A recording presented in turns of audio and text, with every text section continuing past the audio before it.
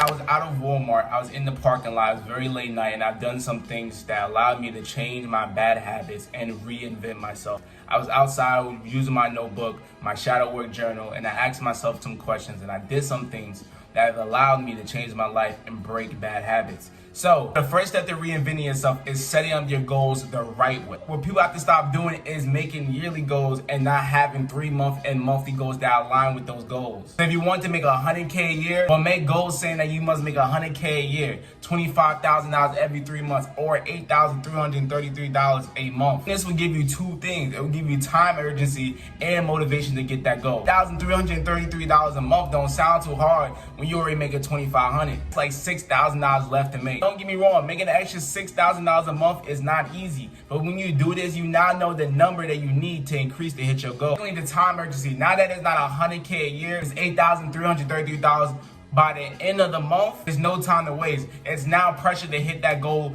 this month in 30 days. I've noticed that when I broke it down my yearly goals down into 3 months or monthly, I've noticed that I was more present with my goals. Doing that has given me the attention and purpose I have within my days. I can say, yo, I want 100,000 subscribers. It's the same way within your school, right? If you had a school project and you was like, all right, the teacher told you that shit due in a week. You're like, all right, I'll get that shit done. But then you start waiting till the last day to get it done. See, the time urgency got your ass up. The time urgency stopped that procrastination because you knew the bad part that was going to happen if you didn't complete that assignment. Same way when you break it down in 30 days. If a year goes by, right, and then you look back, it is December 25th, you look back at your goals, like, shoot, I didn't complete my goals. That's now a whole year to have that guilt, a whole year to feel like, damn, I really didn't go out there where I want. But if you put it down in a month, that's pressure. After that month, and you look back and be like, damn, I ain't complete my goal. All right, but I'm going to get to the next one. You know what I'm saying? It's making it everything shorter so you have those feelings, those emotions of passion, drive, and focus and clarity of where you got to get to within that month. Next thing to do to reinvent yourself is to ask yourself questions and understand your negative pattern. First thing I want you to do is give yourself credit.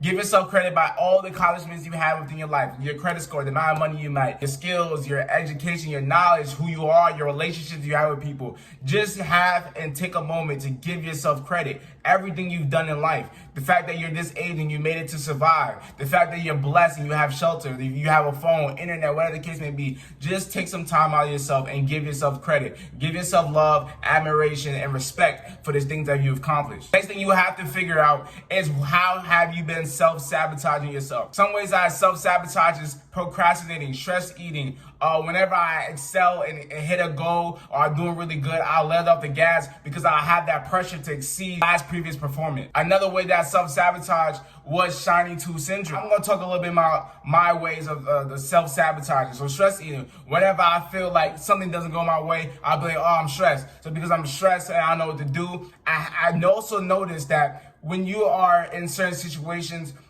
you have this nervous system of fight, flight, or freeze. And I've noticed that mine is freeze. I will emotionally freeze. I will physically freeze. I'll stay very still. I'll look and I'll straight and I'll barely move, right? And then with me just standing there still, I may feel like, oh, I just need to get some food, right? So I start stress eating. I eat a whole bunch of food. Now I keep eating more food. That's how I was able to gain a lot of weight at a certain point in time in my life. Next thing is procrastinating. That is a form of fear of failure, right? If I'm procrastinating, I'm fearing that I may fail this test. I may not do good on this project. I may not have good performance. Next thing is letting go of the gas. That is another form of fear of failure. That's like the biggest fear that I have. Not even dying or deceased.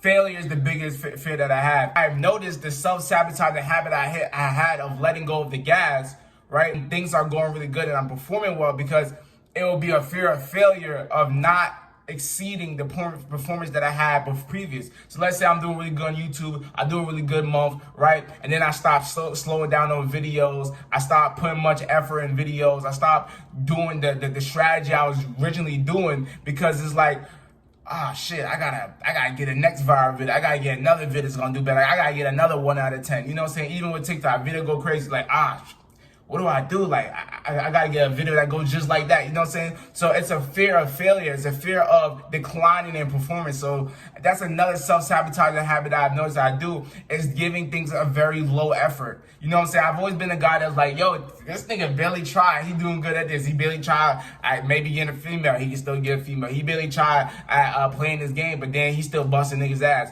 I've always been the nigga that's been like barely try to do shit, but I still perform very well. And I think that is a self-sabotaging fear of failure, because it's like, I think not a fear, but a self-sabotaging thing that I have is being a try hard but losing. You ever try so hard at a video game, try so hard to get something, and then you lost? You know how effed up you feel. But if you don't try hard, you're like, bro, I wasn't trying. It's the same way with a school test. I would never study, right?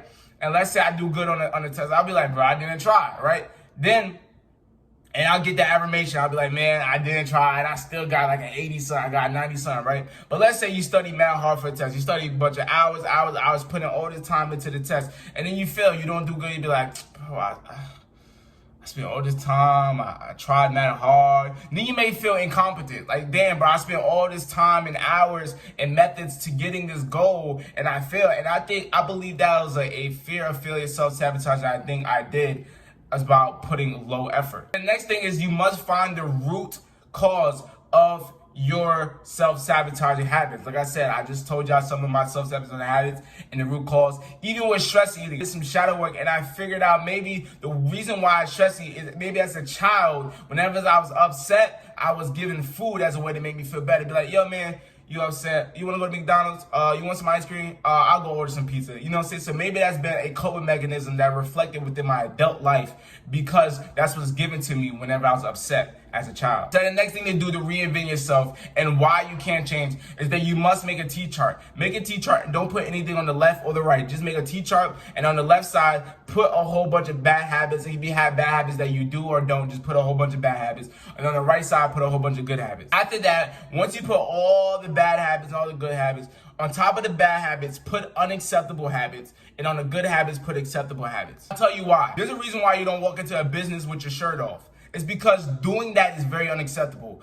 You will not go to a business interview in a regular t-shirt saying Samiri jeans and your Dior, because that is unacceptable. Tell yourself that those bad habits are unacceptable and you will not tolerate it. Because you know those bad habits are going to make you feel bad. If you're stressing eating a whole bunch of food and you feeling shitty, you know you're going to feel bad. So that's giving yourself bad treatment. If you watching pornography, right, and then you may feel insecure, whatever the case may be, or having that post-nut syndrome, you know that's going to feel bad for yourself. So tell yourself that these habits are unacceptable and you will not tolerate to yourself. And having things that's unacceptable, acceptable, and knowing like a chart and knowing exactly what it is the best way to program yourself. You know what I'm saying? Because even with your job, you know you do certain things, it's unacceptable. Now, yes, you may still do it because there's no accountability. The manager are not there. But guess what, bro? You are the manager of your own life, and you're always going to be accountable for the actions and the lifestyle that you have in this present moment. You're always going to be accountable. That's another thing that I've done, and stop using self-limiting beliefs and self-limiting words.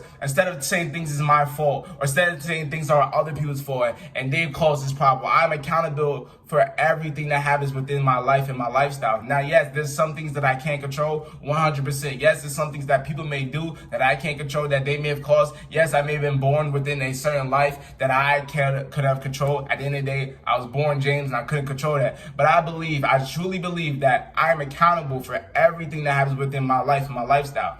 And doing that kind of gives you that power story. So let's say I got work in the morning, right? And I keep hitting the snooze button, I finally leave my house to go to work. But I leave later than usual. And I'm driving to work and I'm almost there, right? But let's say a car driving so slow. I could be like, man, bro, this car full. Car is the reason why I might be late to work. This car won't speed up. This car driving mad slow. But let's say the car is just driving 40 miles per hour and the speed limit for that road is 40 miles per hour. So when you switch it from, it's the car fault, it's my fault, I woke up late. Just be like, bro, I'm accountable to wake up late, to wake up earlier. I'm accountable to get to work on time. It's like literally, bro, someone will wake up late and then get mad at someone driving the speed limit in front of them. No, you are accountable to wake up earlier. You're accountable to do whatever you have to do to get to work on time. accountable and be accountable. And when you do that, you'll become more action-based. You focus on, okay, instead of saying it's this car's fault, it's my fault, you'll be like, if I'm accountable, I have to do the action and habits to be accountable to get to where I gotta get. So get to work on time. All right, wake up earlier. Stop hitting the snooze button. Take a different route where it's not where maybe cars gonna be in your way. You're gonna become more of an actionable man. The next thing that I did to reinvent myself is to act in 3 areas I've been focusing within my life. So the 3 areas is fitness, a high-income job, and YouTube. After that, I asked myself, what are the habits and actions I need to do in order to achieve those goals? When it comes to fitness, it could be intermittent fasting, high-protein meals, low-calorie, going in the gym consistently. And some of the habits and actions needed to get that high-income job is going out for mentorships, studying, getting certifications, even networking with individuals that's already stepped their foot into that industry. Man, this is basically the review of everything I spoke within this video. Like I said, keep your yearly goals, but break them down within 3 months and monthly. Monthly is very important because that's 30 days to get shit done. It's gonna put the pressure. It's gonna make you more in present moment of what you gotta accomplish to get those goals. So if you wanna make 100K a year, break that down to I must make $8,333 a month. This is good because whenever you go to December, whatever the case may be, and you look back, you're like, damn, bro, I ain't accomplished my goals. I ain't accomplished my weight goal. You be like, all right, I'm gonna set a new goal for the New Year's. Right? And then you go a whole nother 365 days of not having guilt and not having moments where you're like, okay, I gotta really get this, and not having time urgency. Do you know how much time is 365 days? That's a lot. So therefore, if you break it down to 30 days, whenever you look back after that 30 days and be like, damn, I did not accomplish shit, you may have a feeling of guilt. You may have a feeling of disappointment. So you be like, all right, you know what? I'm gonna go accomplish it the next 30 days, right? And then it gets that time urgency, like, okay, I have to by the end of the month. So that means you have to start doing the actions and habits that's going to get you to that shit by the end of the month. So it's now making where the things you want to get to and the things you have to do that in the present moment. Yo, if you don't know who I am, my name is vDunkk, comedian, like-minded men and women that wants to be as mentally, physically, financially, and spiritually. If you want to do that, give me this ticket, becoming a jumbo boy. Use it wisely because you're a pre-100K ticket, and I'm out.